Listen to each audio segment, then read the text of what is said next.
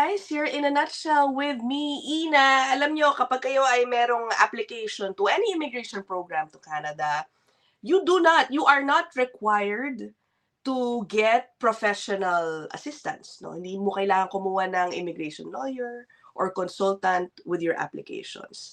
Pero alam ko sa mga panahon ngayon na ang daming nagigipit na sa kanilang oras, lalo na para sa kanilang mga PR pathway, I guess more people, understandably, are seeking professional advice.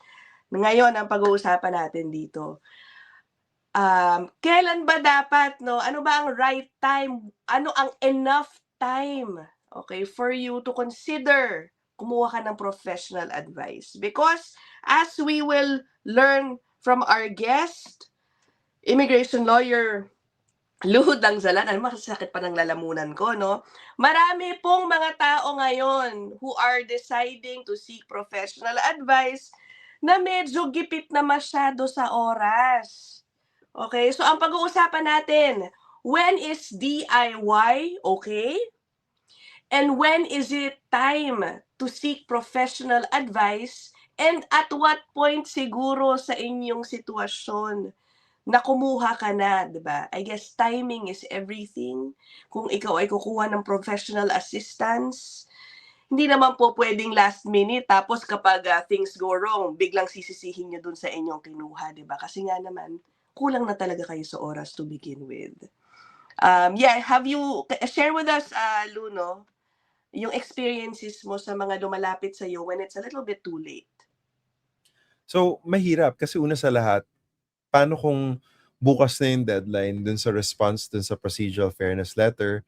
And of course, naiintindihan ko na naman kasi like for a lot of people and honestly like the majority of them, if not almost all, yung consideration nila for doing the DIY route is essentially to conserve their funds, di ba? Yeah. Kasi syempre, getting representation is not cheap, at least not all the time. And especially for us lawyers, we always have to explain to people na yes, for some lawyers, especially yung mga hasado na ng mga 20 years na nagpa-practice, mataas din talaga yung singil nila, yung asking rate nila, diba? Ako na may almost a decade na rin of experience, syempre may command na rin ng market. So, alam mo yun, syempre iintindihan ko na may cost prohibition din yan for some people. Pero Yeah.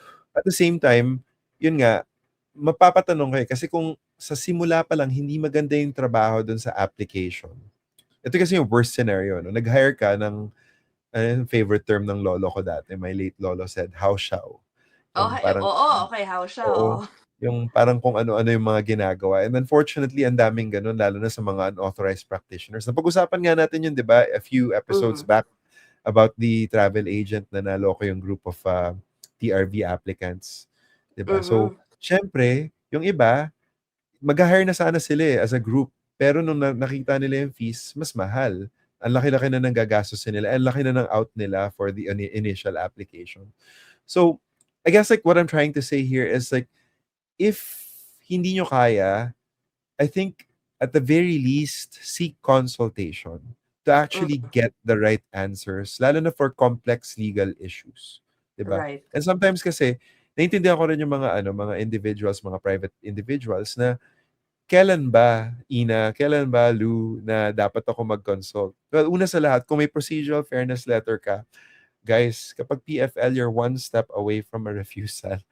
Mag-consult na kayo. Tawagan nyo si Dayanara, tawagan nyo si Attorney Jake, tawagan nyo ako, tawagan nyo si Renz. Dahil ito ay malaking problema kapag mali ang sagot ninyo. At malalock in kayo doon, di ba? Isa pang masasabi ko na dapat mag-consult na kayo, very clear to me, is pag nakatanggap kayo ng refusal, lalo na kung nawalan kayo ng estado within Canada, consult kayo kagad. And guys, while reconsideration has no deadline, understand na yung appeal avenues ninyo sa Federal Court of Canada, if it's a decision made from inside Canada, you have 15 days to go to the Federal Court of Canada. Unlike kapag ka na-refuse ka from outside Canada, halimbawa, ni-refuse ka sa embassy sa Manila, may 60 days ka. Pero syempre, kung nasa loob ka ng Canada, gosh, just over 2 weeks. So consult na kagad kayo. Ayan, kontakin nyo Yeah. na yung mga lawyers who have experience in dealing with refusals and judicial review. Kasi napaka-importante na ma-preserve itong avenue na to para sa inyo. Oo, and guys, yung sinasabi ni Lou, baka kasi ang nasa isip nga nila sobrang mahal. You can just consult if you really Yes. are medyo problemado ka sa iyong PFL. Consult lang. That is just a one-time 1 hour 30-minute session. Marami ng information makukuha ba sa isang consultation? Let's say if they go to you with a PFL or may refusal letter, ganun. Okay na yun sa many times. Hindi nila So, kailangan mag-proceed into an actual service agreement, Mhm. gano'n. A lot of times, a lot of people come to me with the intention to hire na. Pero paminsan, naiintindihan ko naman na walang budget. So, halimbawa, lumapit ka sa akin, pero yun nga, may PFL ka na nag-consult ka, huwag kayong mahiya. Maging Yeah, outright din kayo na, oh yeah, like I only have funds for a of consultation, course. so I want to maximize it. Kapag ka upfront kayo doon, at least sa akin, klaro, okay, I need to give you all of the information I can give to you Right. right now. Lalo na, yung tailored advice na ibibigay ko sa'yo, Ina, halimbawa, lumapit ka nga na may PFL ka, may ibibigay ko sa'yo in a way na you can help yourself. Kasi alam Right. ko naman na budget constraint ka. Kasi technically, you can go to the federal court on your own as a private individual. You don't need a Pwede ba lawyer. walang counsel? You can. You Oh. can. Oo, ang nagiging issue is yung mga self-represented kuno. And ang dami nang nahuling mga consultant na kino-coach nila from the back. Mga licensed consultant Okay. to kasi consultants can't appear sa federal court. Right. Pero tinuturuan nila ito gagawin ninyo. Binibigyan ng template. So nahuhuli ng federal court kapag ganun. Huwag niyong gagawin yun, guys. So, Right. Okay. if you're gonna do it on your own, like, seek help from a lawyer, do a consultation at the very least para alam niyo kung ano yung totoong options niyo. Kasi may Okay. mga legal aid clinics din naman na pwede kayong assistan pagdating Ayan, sa mga may ganyan. free if you want. Again, Diba? baka sabihin nila, sales pitch natin sila, Lou. No, Hindi. you can get No. those legal services for free if you want to. What May we're may mga saying legal is, clinics. kailangan kumilos lang sila talaga ASAP, no? If they think Correct. that they, may problema na talaga kayo. Because again, guys, this discussion is considering the current climate na ang dami talagang refusals na nangyayari, ang daming PFLs na nire-release. Okay, before siguro I ask for mga specific kwento, no, ni Lou Sige. sa mga lumalapit sa kanya, puntahan muna natin yung DIY. Because DIY actually has worked for so many people. But can you give us an idea, Balu, when is a DIY application okay? I'm guessing, no, pag straightforward, alam mong wala kang problema, when does DIY usually work? For Makes what sense type and of work, profiles? Yeah. Well, for one citizenship application, I rarely take on citizenship applications, lalo na kung very clean yung record ng applicant. I feel, kasi it's maraming trabaho yan if you were to hire a lawyer, so medyo mahal pa rin ang rate. Pero at the same time, you have to think, like, is it worth it sending yourself for citizenship application unless it's a complex citizenship application? For example, meron kang criminality issue na pwedeng kailangan i-overcome mo sa citizenship application mo. Kasi sometimes it happens, nakuha mo na yung PR mo, tapos nakasuhan ka, halimbawa. Hindi naman siya diretsong inadmissibility, halimbawa, pero may criminal infraction ka. So that prevents your citizenship application from moving forward.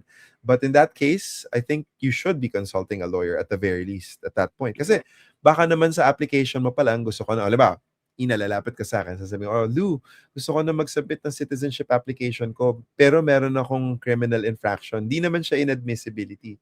So sabihin ko sa'yo, nag-consultation tayo, sabihin ko, baka naman tignan muna natin tong infraction mo, baka naman makipag-coordinate tayo sa iyong defense lawyer para makita natin kung ano yung options mo. Kasi kapag na-completely dismiss na siya, 'di ba? Pwedeng saka ka pa lang mag-file. So at that point, mabibigyan kita ng legal advice in the form of a consultation na ito yung mga steps na kailangan mong gawin. So maghihintay ka lang ng konti for your citizenship, in other words. Pero yun nga, meron pa rin kasi siyang kasamang legal issue. Pero kung straightforward citizenship, frankly, I actually don't take those cases. I tell my clients nga like, no, do it yourself. Like, kaya nga binigyan kita ng link na ito para i-ano mo nga, itali mo na lahat ng mga travels mo outside Canada, 'di ba? While you were a PR para pwede mong mailagay na kagad sa form pagka nag-a-apply ka na ng citizenship, madaling magkwenta. Oo. Another example, meron ka ng US visa. Bakit ka pa kukuha ng lawyer in that situation? Eh, pwede ka naman mag-apply ng ETA na to come to Alright. Canada, 'di ba? So, in those circumstances, parang bakit gagastos ka ng, libo-libong piso para Right. para mag-hire ng lawyer for that? Sa Hindi na. mga PR streams, ano ba kapag ano lang, single usually tapos walang mga anak, alam mo yung very straightforward application, I guess Yes. those are DIY Yeah. na madali lang, oo. Pwede nyo namang i-DIY yun. There is nothing wrong with that, and Yeah, people do it with no problem. Halimbawa, tong mga ibang kaibigan ko nakapasok sila express entry, wala silang mga abogado or consultant, right. 'di ba? But if your profile tama ka sa na start sa initial descriptor mo kung single, tapos hindi naman nagpalit ng trabaho for the last Oo, 10 years na nagtatrabaho siya, stayed with the same company, very straightforward yung credentials niya, tas walang problema sa mga documents, walang criminality, basta nagbabasa kayo ng yeah, maayos. Kasi one thing that you must understand with immigration applications, because this is a legal question, is that dapat attentive kayo and mabusisi kayo sa iyong applications. Bibigyan kita ng bad example kasi oo. segue na tayo sa example. Okey, sige go. May isa akong storya, sabihin na lang natin, na nakatanggap siya ng invitation to apply under express entry. Wala pang 2 araw nakapag-submit na ng PR application. Again, nakapag Nakakuha oh, siya ng ITA. 2 oh, days later, na-submit niya na yung PR application. ang bilis. So, does that not ring alarm bells for you? Oh, too fast, gano'n, too Too fast. fast. Too Yeah, fast. Bakit minadali mo? You have 60 days.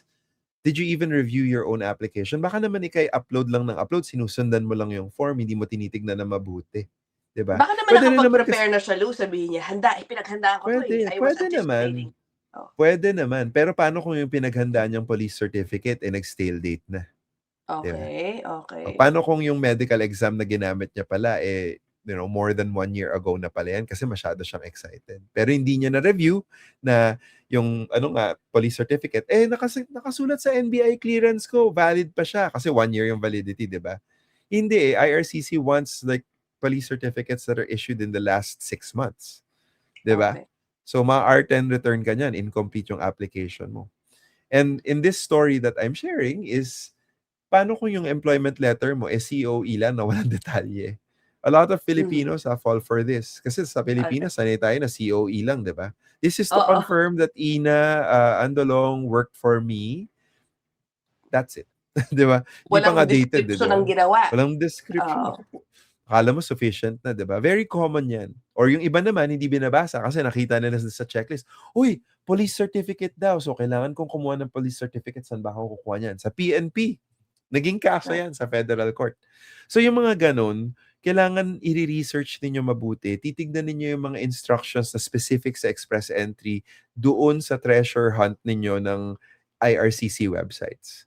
So, nandun Right. yung mga information na kailangan ninyo, pero kalat-kalat siya. It's not in one place, unfortunately. So, yes, you can DIY. Yes, you can certainly submit it on your own. But be warned that if your file is complex, and even for the non-complex one, tas hindi kayo nagpe-pay attention dun sa instructions, one simple mistake could lead to a catastrophe. Very Oo, unforgiving ang express entry. You need to be perfect, basically. right. Oo. Meron bang mga lumapit na sa'yo Lou, na parang, "Ano ba ito, 3 buwan na lang tsaka nagpunta." Yung mga gano'n ba? Is there a Yeah. common scenario that you encounter when Yes. people go to you and then it's, basically too late, ang dami mong kailangang gawin with limited time? Hmm. Sadly, ito siguro sa PR pathwaying, 'di ba? Kasi yun yung theme of the moment na ang Yeah. daming nasa Canada as, a student or PGWP holder. Siyempre may timer 'yan, lalo na yung PGWP. Sabihin natin 1 or 3 years siya. So, kailan ba siya dapat mag-consult for PR pathwaying? Well, ang Oo, totoo niyan actually before coming to Canada, dapat dun palang meron na silang okey. plano for PR pathwaying. Kasi ang laki ng investment, Ina. Isipin mo Oo. from pesos perspective, million ang pinag-uusapan natin dito to come to Canada, 'di ba? So from that perspective alone, dapat medyo protective kayo sa investment ninyo. So sa ganun pa lang, sa ganung paraan pa lang, huwag kayong magpapahulog dun sa mga sales pitch ng mga education agents na hindi naman talaga licensed to practice immigration law pero nagbibigay ng immigration advice. Very Mhm. common yan, unfortunately. Tapos, ang sinasabi kadalasan, ito very common, I'm sure narinig mo na rin to, Ina, yung, oh, sige, papasok kita sa X college, don't worry, madali lang yan, kukunin ko yung LOA mo. Tapos pagdating mo ng Canada, ipapasa kita sa trusted consultant ko for your PR. Kagayan ko sa SenEdu. Kasi nga, dapat yung advice for PR nauna before Right. applying for student. Kasi, paano kung ikaw, situation, Ina, bigyan kita ng situation, 49 na. Tapos sasabihin ko, Mhm. oh, gusto ko mag-Canada. Tapos sabi ko, as an agent, uy, pera. Pwede ko 'tong Oo. bentahan ng study permit. Pwede ko 'tong bentahan ng LOA para Hmm. mag-apply siya ng study permit. May bayad siya sa'kin, magko-commission ako from the college or from the university. Great, fantastic. Pero 49 na, Ina. Tapos, Mhm. let's just say na business ano siya, business management. Maliit na kumpanya sa Bataan kunwari, ganyan. Di naman kalakihang kumpanya, very modest, pero alam mo maayos naman ang buhay, nakapag-ipon. Pero if titignan mo yung profile niya, alam mo yun, respectable ang English pero it's not the strongest suit. Yung Mhm. education, hindi naman talaga natapos yung bachelor's, alam mo yun? Tapos, oh, ito na opportunity mo para mag-aral sa Canada para matapos mo. And I'm like, no. If I were to step in as an immigration lawyer, I will say, teka, teka, teka. Ano yung chances mo for PR? Kasi hindi ba PR Right. yung end result na gusto mo, di ba? Like, you're just gonna come into Canada as a student. Yes, you're going to study because you want to study, but you want the side benefit of getting the PR. So, Right. truth is, I will have the honest conversation with ate. Sasabihin ko, ma'am, alam nyo, parang pag-isipan po natin na mabuti to kasi according to human capital factors, 49 na ho kayo, 0 points na ho kayo for age for express entry. Right. Tapos tatapatin ko po kayo, ang hinihingi po ngayon pagdating sa English language, perfection. Kailangan halos native speaker ka. Dapat 10 out of 10 yan sa LPIP ninyo. Bukod pa dyan, iisipin natin, ano pa, yung mga factors na titingnan, education, oh ma'am, hindi nyo po pala natapos yung bachelor's nyo. Sasabihin ni ma'am, kaya ako mag-aaral sa Canada. Pero yung equivalency ng highest completed will only be the 2-year diploma instead of the bachelor's. So, hindi mo Right. ma-attain yung extra points, di ba? So, parang hindi siya match for the study pathway. Ang dami ko nang na-encounter na ganyan, Oo. unfortunately. Oo. So, na I think sales oo. pitch, I think one reason why more people are also seeking professional advice nowadays is because of the changing policies. yeah. Kasi ano, alam mo merong mga advocates for DIY and there is, okay yun, There's okay merit. There's mag-advocate for merit you to it. for Yeah, yeah. DIY. But the thing is, kapag DIYer ka, syempre mag-research ka, no, on your own. O, ito, I think pasok ako dito. And then, again, with the current Nagbago. situation na pa, bago, halimbawa, ito, yung express entry, di ba, kaka-discuss lang natin, biglang i-abolish yung ilang streams, mag-merge into one, like, what am I gonna do now? Di ba, yung DIYer na nag-prepare for that one stream that's going to be shut down all of a sudden. Yeah. I think that's one reason din, ano. So that's Ah, that's where it comes na ano na very very, and it's not just about the DIYers kasi sometimes yung mga representatives din one track mind when it comes to PR pathway for their clients. This is yeah, unfortunate but it's true. Um for us, and I know si Dayanara din and I know si Renz ganito din ang approach, is we do strategic PR pathwaying. In other words, hindi lang iisa dapat ang tinitignan ninyo. right. Kasi hindi ka pwedeng umasa, lalo na sa provincial nomination, kasi let's just say na yung mga PNPs, they're very temperamental and they're very arbitrary, shall we say. Yeah. Kasi nga, hindi mo alam kung ano yung mga occupations na ipaprioritize nila. Halimbawa sa Ontario, minsan lumalabas yung mga business management related occupations. Mhm. Pero the next year, wala na siya. Ano nangyayari, di ba?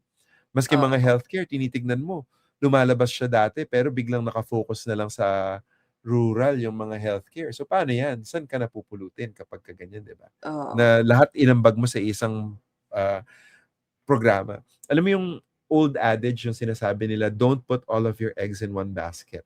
Yun yun. Yun yun. Correct. Ay nako. Pero guys let me stress, kung kayo naman ay magde-decide kumuha ng professional advice, piliin niyo pa rin ang mabuti, no? Sa totoo lang, ang hirap din Exactly. kasi manuri ngayon, Lou, because the truth Totoo naman. is, even licensed consultants, perhaps even licensed lawyers, Some lawyers are, yeah, some just I agree. really, mali pa din ang advice. Ang hirap talaga magtiwala, sa totoo lang, di ba? Ang hirap. Yeah, At one more thing, no? Guys, kunyari, I have a YouTube channel.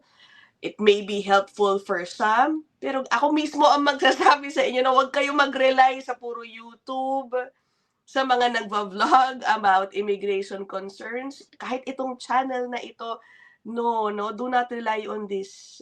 Generic lang po ang makukuha ninyong informational.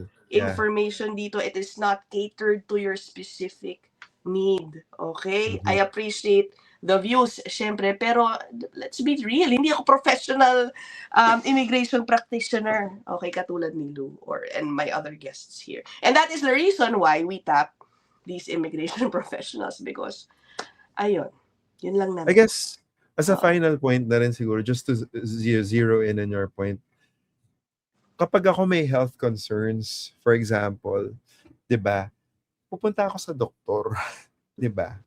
Kapag Oo. may legal concerns kayo, punta na kayo sa legal professionals. Lalo na kung komplikado na. Alam mo yun, sometimes you just have to have the humility then to admit na, oy, maybe I'm way in it. Like, alam mo yun, maybe this is too big for me na to like resolve on my own. So, Right. yeah, because of policy instability, gaya nga na nabanggit mo, pabago-bagong programa, talagang mas maganda na meron kayong solid na plan. At Yeah. bukod sa solid na plan, dapat strategic siya na ano yung mga backup plans. So, ang Oo. tanong nyo dapat sa representative nyo as a piece of advice for those who are shopping for like, representative. So, if that plan doesn't work, ano yung backup plan natin? At meron ba Right. tayong backup plan? Ito po Oo. yung era natin ngayon, era of backup plans kasi hindi natin masasabi kung stable ba 'tong programa na 'to for like 2 years, 3 years. Oo. Puwedeng Alam mo, magbago. naalala ko bigla, Lou, sa mga Facebook groups, eto marami din nagdi-DIY with the help Mhm. of Facebook groups na mga lahat sila, Yes. student pathway or lahat ng PR applications or citizenships or what. Ang dami kong nakikita dun na mga ilang beses na ako nare-refuse. Parang pangalawa, Mhm. pangatlong refusal ko na ito. And yet, Yeah. I don't see in their post that they have or are considering getting professional representation. So sa loob-loob ko, kung nakailang ka na, I mean, I guess it's a matter, 'di ba, it's time.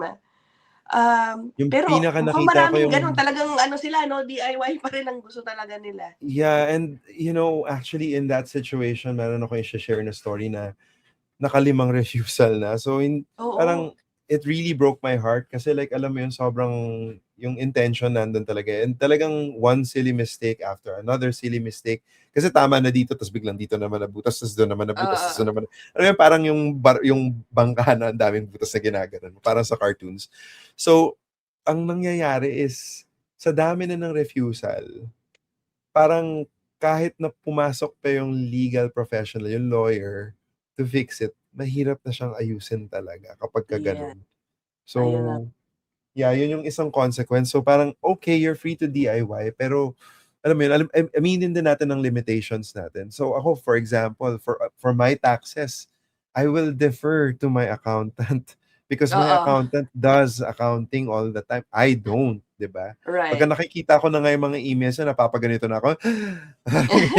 Parang, sige, as soon as possible, ibabato ko kaagad pabalik sa kanya kasi ayoko nga kasi yung mga ganyan. Hindi because ayoko ng numbers. It's mostly because alam ko linya niya yun eh. Lilinya ako dun Oo, sa kahit linya na ko. Lilinya abogado siya sa ka, 'di ba, linya. Oo. makakaintindi ka naman. I took tax law. I took tax law, 'di ba? So parang Oo. I know the principles of it, but yung actual practice of like, accounting and taxation, parang hindi ko na siya I won't mess with it, in other words. Okay, so that is it. Baka yung mga viewers natin meron kayong kwento, no, about getting representation at the right time, at the wrong time, when it's too late, o yung mga ganyan, i-share niyo po dyan sa comment section. Alright, thank you so much, Lou, as always, for your time. we'll end You're this welcome. episode here. I'll see you guys in the next one. Bye!